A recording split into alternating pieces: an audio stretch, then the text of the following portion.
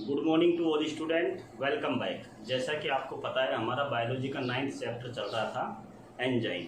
ठीक है बच्चों, इस लेसन में हमने कल टॉपिक डिस्कस किया था एंजाइमों की नामकरण पद्धति। ठीक है बच्चों, आज हम टॉपिक डिस्कस करेंगे एंजाइमों का वर्गीकरण या क्लासिफिकेशन ऑफ एंजाइम्स। ठीक है बच्चों, तो जो अंतर्राष्ट्रीय जैव रसायन संघ है या इंटरनेशनल यूनियन ऑफ बायोकेमिस्ट्री ने सभी एंजाइमों को 6 वर्गों में वर्गीकृत किया। सभी एंजाइमों को कितने ग्रुप में डिवाइड किया? 6 ग्रुप में। ठीक है बच्चों, 6 ग्रुप कौन कौन से हैं? हाइड्रोलेजेज, ऑक्सीडोरिडक्टेज, ट्रांसफेरेजेज, आइसोमेरेजेज, लाइजेज और लाइगेजेज। ठीक है, ये 6 वर्ग है। इन 6 वर्गों में सभी एंजाइमों को वर्गीकृत किया। किसने? अंतर्राष्ट्रीय जैव रसायन संघ ने। ठीक है बच्चों, अब इन 6 वर्गों को हम डिटेल से पढ़ेंगे। तो पहला वर्ग है हमारा हाइड्रोलेजेज। कौन सा?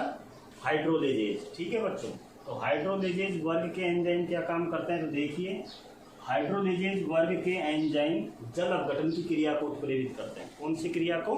जल अपघटन की क्रिया को, अर्थात जल को जोड़ने या निकालने वाली जो अभिक्रिया होती है, जल को जोड़ने या निकालने वाली जो अभिक्रिया होती है उनको उत्प्रेरित करते हैं। कैसे उत्प्रेरित करते हैं? देखिए, तो इस वर्ग के एंजाइम बड़े अणुओं को, इस वर्ग के एंजाइम जो बड़े आणविक यौगिक होते हैं या जो बड़े अणु होते हैं उनको जलयोजन द्वारा, किसके द्वारा?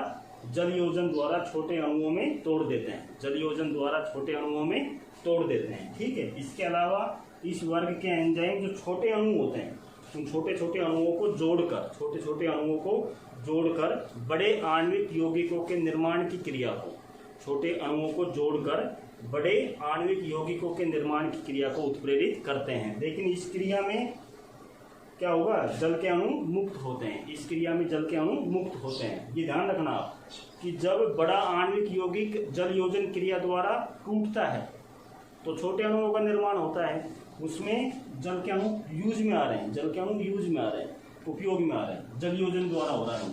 कौन कर रहा है? हाइड्रोलेजेज वर्ग के एंजाइम। लेकिन जब छोटे छोटे यौगिक या छोटे छोटे अणु जुड़ते हैं और बड़े आणविक यौगिक बनाते हैं तो उस क्रिया में जल का अणु बाहर निकल रहा है। कौन सी?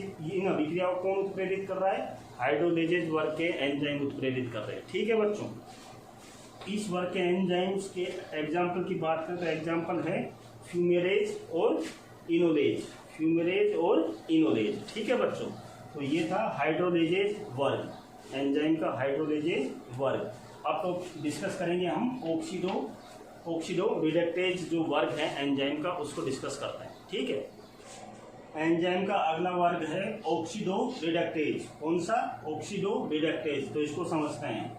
ऑक्सीडो रिडक्टेज क्या है? देखिए, तो डेफिनेशन की अगर बात करें या ये कहें कि ऑक्सीडो रिडक्टेज एंजाइम होते क्या हैं, तो ऐसे एंजाइम जो कोशिका में होने वाली ऑक्सीकरण अपचयन अभिक्रिया, ऐसे एंजाइम जो कोशिका में होने वाली ऑक्सीकरण व अपचयन क्रियाओं में भाग लेते हैं, कोशिका में होने वाली ऑक्सीकरण व अपचयन क्रियाओं में भाग लेते हैं, ऑक्सीडो रिडक्टेज कहलाते हैं। क्या कहलाते हैं? Oxido reductase. क्लियर है बच्चों? आगे देखूं, ऑक्सीकरण अपचयन अभिक्रिया के दौरान ये एंजाइम क्रियाकारकों में से इलेक्ट्रॉन या हाइड्रोजन आयन, ऑक्सीकरण अपचयन अभिक्रिया के दौरान ये एंजाइम, कौन से एंजाइम? ऑक्सीडो रिडक्टेज वर्ग के एंजाइम, ये एंजाइम इलेक्ट्रॉन या हाइड्रोजन आयन या हाइड्रोनियम आयन निकालने या जोड़ने की क्रिया को उत्प्रेरित करते हैं। तो ये क्या करते हैं? ऑक्सीकरण अपचयन अभिक्रिया में क्या करते हैं ये एंजाइम? तो ये एंजाइम क्या करते हैं? क्रियाकारकों में से इलेक्ट्रॉन या हाइड्रोनियम आयन जोड़ने या निकालने वाली जो क्रिया है उस क्रिया को उत्प्रेरित करते हैं। ठीक है, अब इस वर्ग को भी, कौन से वर्ग को? ऑक्सीडो रिडक्टेज वर्ग को भी हमने 3 उपवर्गों में, कितने उपवर्गों में? 3 उपवर्गों में विभाजित किया है। कौन कौन से उपवर्ग है? ऑक्सीडेज, परऑक्सीडेज और डिहाइड्रोजिनेज। ऑक्सीडो रिडक्टेज जो वर्ग है एंजाइम का, उस वर्ग को भी 3 उपवर्गों में डिवाइड किया है। वो उपवर्ग है ऑक्सीडेज, परऑक्सीडेज और डिहाइड्रोजिनेज। ठीक है बच्चों, अब इन तीनों उपवर्गों को हम डिटेल से पढ़ेंगे। तो देखिए बच्चों, ऑक्सीडो रिडक्टेज जो वर्ग था एंजाइम को, उसको हमने 3 उपवर्गों में डिवाइड किया। कौन कौन सा? ऑक्सीडेज, परऑक्सीडेज और डिहाइड्रोजिनेज। ठीक है बच्चों, तो पहले पढ़ते हैं ऑक्सीडेज। तो ऑक्सीडेज एंजाइम क्या होते हैं? तो ऑक्सीडेज एंजाइम क्रियाकारक अणु से या अभिकारक से हाइड्रोजन को हटाकर उसको क्या कर देते हैं? ऑक्सीकृत कर देते हैं। क्या कर देते हैं? ऑक्सीकृत कर देते हैं और ऑक्सीजन को जोड़कर जल का निर्माण करते हैं।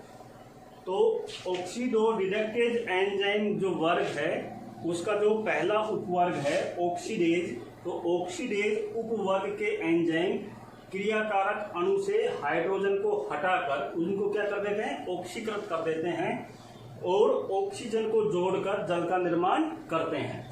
एग्जाम्पल की बात करें तो ऑक्सीडेज एंजाइम का एग्जाम्पल है साइटोक्रोम ऑक्सीलेज। कौन सा? साइटोक्रोम ऑक्सीलेज। क्लियर है?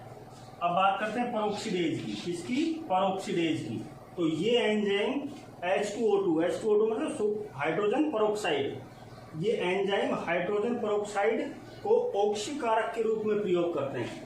ये एंजाइम हाइड्रोजन परऑक्साइड को ऑक्सीकारक के रूप में प्रयोग करते हैं। एग्जाम्पल की बात करें तो एग्जाम्पल होगा इसका रिडक्टेज। कौन सा? रिडक्टेज। ठीक है, अब बात करते हैं डिहाइड्रोजिनेज की। तो डिहाइड्रोजिनेज उपवर्ग के एंजाइम एक अणु से हाइड्रोजन को दूसरे अणु पर या दूसरे अणु में स्थानांतरित करने का कार्य करते हैं। तो डिहाइड्रोजिनेज उपवर्ग के जो एंजाइम है, वो एंजाइम एक अणु से हाइड्रोजन को दूसरे अणु में स्थानांतरित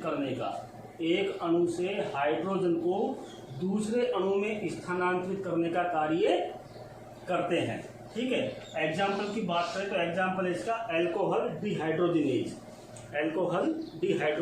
ठीक है बच्चों, तो ये दूसरा उपवर्ग हो गया ऑक्सीडो रिडक्टेज। क्लियर है?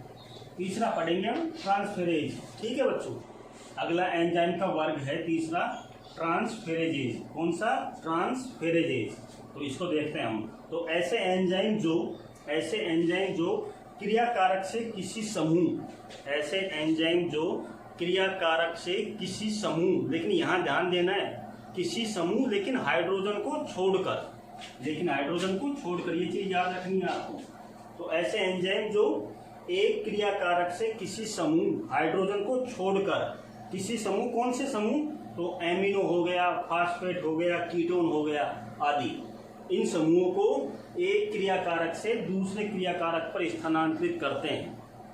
ऐसे एंजाइम जो एक क्रियाकारक से किसी समूह जैसे एमिनो, फास्फेट, कीटोन आदि, इन समूहों को एक क्रियाकारक से दूसरे क्रियाकारक पर स्थानांतरित करते हैं, लेकिन हाइड्रोजन को छोड़कर। तो वो एंजाइम क्या कहलाते हैं? ट्रांसफेरेजेज एंजाइम कहलाते हैं। क्या कहलाते हैं? ट्रांसफेरेजेज एंजाइम कहलाते हैं। ठीक है, एग्जाम्पल की बात करें तो एग्जाम्पल है ट्रांस एमिनेज और ट्रांसफास्फेटेज। ये कौन से वर्ग के एग्जाम्पल है? ट्रांसफेरेजेज एंजाइम वर्ग के एग्जाम्पल है ट्रांस एमिनेज और ट्रांसफास्फेटेज। क्लियर है बच्चों? ये हो गया आपका ट्रांसफेरेजेज। अब बात करते हैं हम आइसोमरेजेज की। क्लियर है?